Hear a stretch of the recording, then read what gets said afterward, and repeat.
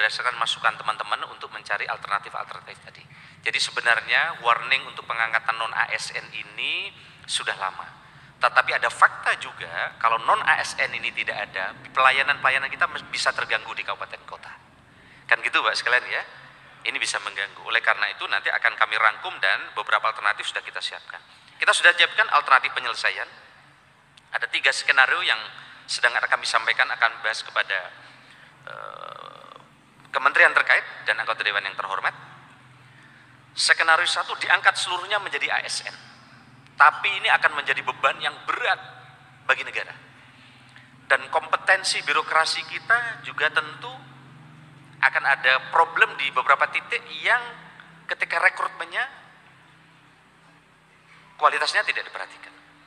Yang kedua, diberhentikan seluruhnya. Tapi juga ada opsi jalan tengah yang ketiga adalah diangkat sesuai dengan prioritas. Nah, yang lain bukan tidak prioritas, tapi nanti diselesaikan secara bertahap.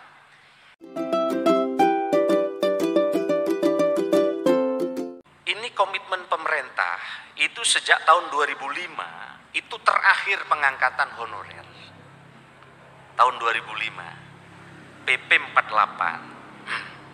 Itu ada pendataan, ada 920.702 tenaga honorer.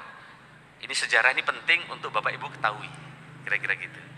Nah, kemudian diangkat PNS secara otomatis dalam tanda kutip hanya seleksi administrasi. Bayangkan, tahun 2005 untuk menyelesaikan saat itu supaya selesai dan nggak ada lagi. Semua bupati waktu itu minta ini yang terakhir, kira-kira gitu. Sama kayak hari ini yang terakhir, kira-kira gitu. Nah, yang terakhir terus setiap 5 tahun, setiap mau acara politik yang terakhir terus ini. Bayangkan 2005 yang terakhir diselesaikan, diangkat semua, totalnya adalah sangat besar waktu itu jumlahnya. Kita lihat ya. Sudah ada larangan pengangkatan non-ASN. Dan yang tidak memenuhi dari 920.000 itu adalah 60.000 Pak. Ada ya angkanya ya. Ini semalam kami nyocokin data dengan Pak Bima supaya kita ada data yang berbeda. Ini Pak Kementerian Keuangan yang perlu kita sampaikan juga. Nah, kemudian ada PP 56 tahun 2012. Pendaftaran di luar kriteria PP 48 2005 membengkak, setekan ini sisanya tinggal 60.000. Di data ulang bukannya 60.000 yang selesai, nambah 11 kali lipat. Jadi setiap ada pemberitaan pendataan itu langsung melonjak. Bukannya selesai yang terakhir tapi nambah 11 kali lipat. Nah, terdapat afirmasi dengan penurunan passing grade. Saya semalam diskusi. Ini kan usulan teman-teman supaya passing grade diturunkan. Saya juga baru tahu selama jadi bupati 10 tahun, kalau passing grade-nya tahu nggak Bapak sekalian? Pak Bima dan Pak Harmen dan kita semua, Pak Deputi SDM, ternyata begitu diturunkan passing grade dari 100% ke 80, nggak ada yang masuk di luar Jawa. Diturunkan jadi 60, masih belum ada. Saya kaget Pak Ibu sekalian, untuk menampung ini Bapak tahu nggak berapa passing grade diturunkan? Diturunkan passing grade tinggal 10%. 10%. 10%. Ini pun setelah diturunkan passing grade-nya 10%, itu ada yang tidak lulus 438.000. Bayangkan. Jadi lulusnya 209.000, yang tidak lulus 430.590. Ini sudah diturunkan 10%. Berarti dulu, bukan sekarang, mungkin ngangkutnya nih sembrono ini. Asal dimasukin. ASDP, anak saudara ponakan dan menantu ini, yang ke depan insya Allah sekarang nggak ada, mudah-mudahan. Nah, bayangkan, passing grade jadi luar biasa. Nah, berikutnya Pak sekalian, ini sejarahnya biar tahu, biar yang marah-marah teman-teman, ini teman-teman saya cerita nggak jadi marah-marah kemarin ini. Nah, setelah 2012 ada Permen Pan RB 36 2018. Di mana seleksi CPNS bagi ex-THK 2 tahun 2012, nakes dan tenaga pendidikan. Lulus dari ex-THK 2 itu 6.812 dan sisa ex-THK 2 440.687. Dan di sini langsung juga dilarang ada non ASN lagi, nggak boleh ngangkat honorer. Karena 2005 terakhir, ini 2018 maunya terakhir lagi. Sudah Pak, ini super terakhir 2018. Nah, kata Pak Bupati Dasma, itu terakhir bupati sebelum saya Pak, yang saya belum. Nah, jadi walhasil nggak bisa terakhir terus ini. Nah terus gimana ke depan, kayak apa kompetisi kita? Bayangkan datanya, ini sudah passing grade diturunkan 10%. Saya semalam dikasih tahu Pak Bima, kaget-kaget saya. Oh ini saya sampaikan kepada teman-teman, termasuk Pak Zaki, saya sampaikan Pak Zaki. 10% Bu, Bupati Abu Tatu. Nah 2018 sudah dibuat aturan, ya. Kemudian Permenpan RB 2019 itu melakukan seleksi THK kedua, itu lulus 30.361, sisa 410.000. Kemudian seleksi P3K bagi dosen dan tenaga pendidik di PTNB 2.854 dan penyuluh pertanian THL 11.590. Ini kita lihat ini. Nah, kemudian ada Permenpan RB 27/2001 seleksi CPNS guru dan JF non guru. Kita lihat ini ya, info BKN itu per 10 September. Nah, jadi kemarin Pak Cahyo almarhum itu hanya mengirimkan surat kepada teman-teman, ngingetin loh ini. Mestinya transisi 5 tahun ini bisa berlangsung dengan baik, maka sebelum 2023 jalan, beliau kirim surat ke kita semua ngingetin. Ternyata teman-teman kaget, merasa tidak tahu. Nah, hari ini proses ini kita ingin beritahu bahwa ternyata ada proses-proses seperti ini. Nah, Bapak sekalian kami hormati, ini ada sisa tenaga yang mesti kita beresin mestinya. Maka kemudian kita juga ingin data. Nah, ternyata setelah dikirim surat dan teman-teman mengirim data yang masuk, sampai per tadi malam saya kaget minta data ke BKN. Mestinya kan PR kita ini kan tinggal 400 ribuan ya Pak Hermin. PR kita yang akan kita beresin 410.000 orang. Ini tuntas sudah 5 tahun ini. Ternyata sampai tadi malam tiba-tiba data masuk baru dari para kepala daerah dan teman-teman 1.100.000. Waduh, ini PR baru 1.100.000. Maka nanti di belakang kami akan sampaikan beberapa hal. Next kita lihat. Ini ya petanya nggih. Jadi teman-teman jadi paham ya, passing grade sudah diturunkan. Nah, kalau ini kita hanya ngangkat honorer semua, tidak ada formasi umum, kerepotan Bapak sendiri ke depan. Bapak tidak akan punya tenaga IT yang hebat untuk membantu visi misi Bapak. Bapak akan kesulitan bergerak cepat karena Bapak tidak temukan tenaga-tenaga teknologi yang Bapak perlukan, kecuali honorer yang Bapak angkat memang sudah diseleksi. Waktu saya ngangkat honorer di Banyuwangi, kami seleksi di BKD Pak.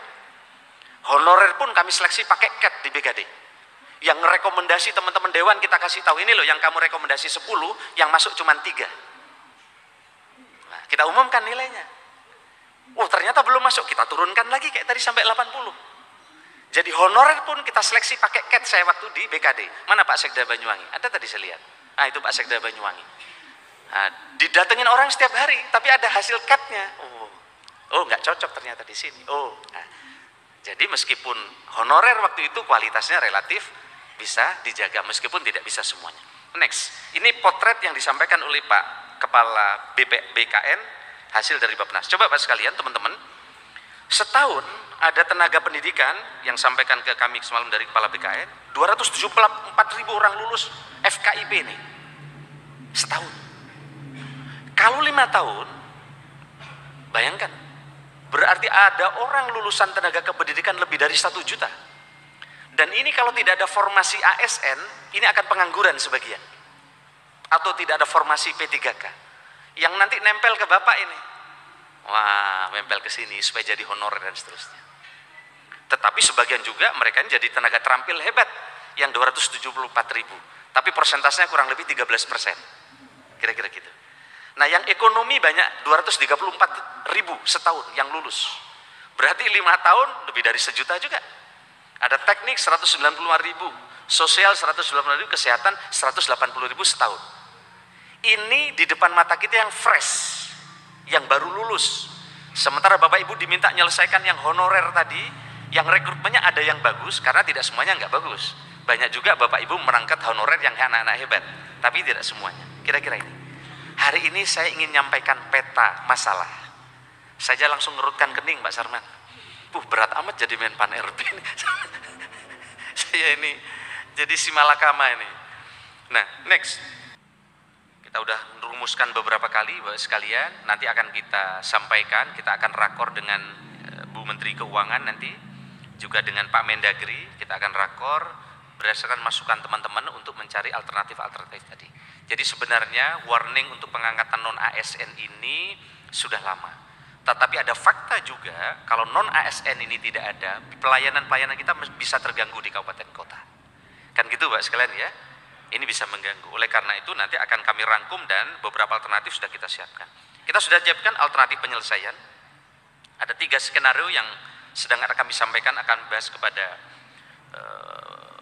kementerian terkait dan anggota dewan yang terhormat. Skenario 1 diangkat seluruhnya menjadi ASN. Tapi ini akan menjadi beban yang berat bagi negara. Dan kompetensi birokrasi kita juga tentu akan ada problem di beberapa titik yang ketika rekrutmennya kualitasnya tidak diperhatikan. Yang kedua, diberhentikan seluruhnya. Tapi juga ada opsi jalan tengah yang ketiga adalah diangkat sesuai dengan prioritas. Nah, yang lain bukan tidak prioritas tapi nanti diselesaikan secara bertahap. Ini opsi yang terus kami lakukan pendalaman. Nanti kami juga akan rapatkan dengan Ibu Menteri Keuangan. Juga semalam kemarin lusa kami sudah ketemu dengan Komisi 2 DPR RI. Mungkin nanti juga dengan Komisi 11 karena kaitannya dengan anggaran dan ini tidak bisa berdiri. Pertanyaannya Bapak sekalian, apakah jika diselesaikan tahun ini menjamin berikutnya tidak akan ada lagi seperti yang 11 kali lipat tadi? Oh, tidak tahu Pak, urusan bupati setelah saya kan gitu.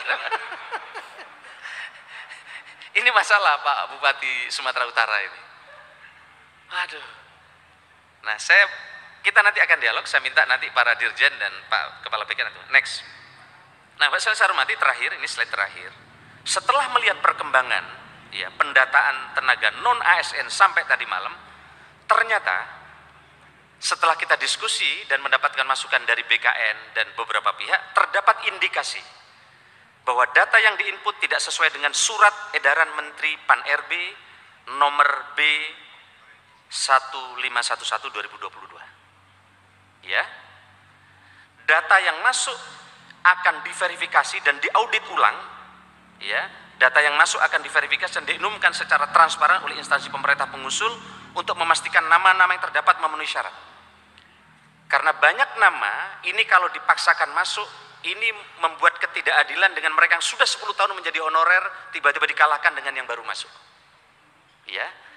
Maka oleh karena itu, kepala daerah selaku PPK, kita akan kirim surat ulang ke Menpan RB untuk melakukan audit ulang yang ditandatangani oleh kepala daerah dan sekda, dan sekaligus kepala daerah untuk memberikan surat pertanggungjawaban mutlak jika data tidak benar nanti akan punya konsekuensi hukum.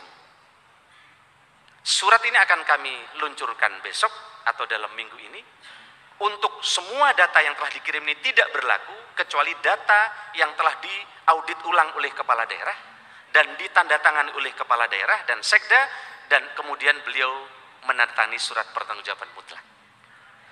Ini untuk menjaga ketidakadilan terhadap mereka yang sudah antri lama disalib hanya karena soal administrasi yang dikeluarkan oleh pihak yang ada di tingkat kabupaten kota. Ibu dan saya hormati, dan data ini akan diawasi oleh BPKP.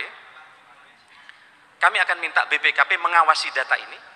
Apakah benar mereka yang diusulkan sudah sesuai dengan syarat-syarat yang kita edarkan kepada Bapak Ibu dan saudara saya sekalian. Jika nanti yang Bapak usulkan ternyata tidak sesuai dengan surat yang kami kirim, nanti BPKP akan mengaudit dan itu akan ada konsekuensi hukum. Ini sebagai upaya yang sungguh-sungguh dari kami, ingin memetakan data yang sesungguhnya ada berapa. Jangan-jangan datanya tidak sampai 1 juta. Oh, jangan-jangan datanya cuma 600.000 dan ini bisa kita beresin tahun ini. Kira-kira begitu. Setuju Bapak sekalian ya? Baik. Saya kira ini dari saya. yang bisa kami sampaikan. Kami mohon maaf yang sebesar-besarnya jika banyak yang kurang berkenan, dan nanti kami minta para deputi, kemudian Pak Kepala BKN, nanti Bapak Ibu bisa dialog, tapi data umumnya sudah kami sampaikan. Bapak sudah banyak yang mutu tadi, sehingga menjadi masukan buat kita semua. Mudah-mudahan Bapak sekalian sukses di tempat masing-masing, mudah-mudahan terus diberikan kesehatan oleh Tuhan Allah Subhanahu wa taala. Terima kasih, kurang lebihnya saya mohon maaf. Wallahul muwaffiq lakum thoriq. Selamat pagi, Om Santi Santi Santi Om, Namo Buddhaya. Wassalamualaikum warahmatullahi wabarakatuh. Dan secara resmi acara ini kami buka.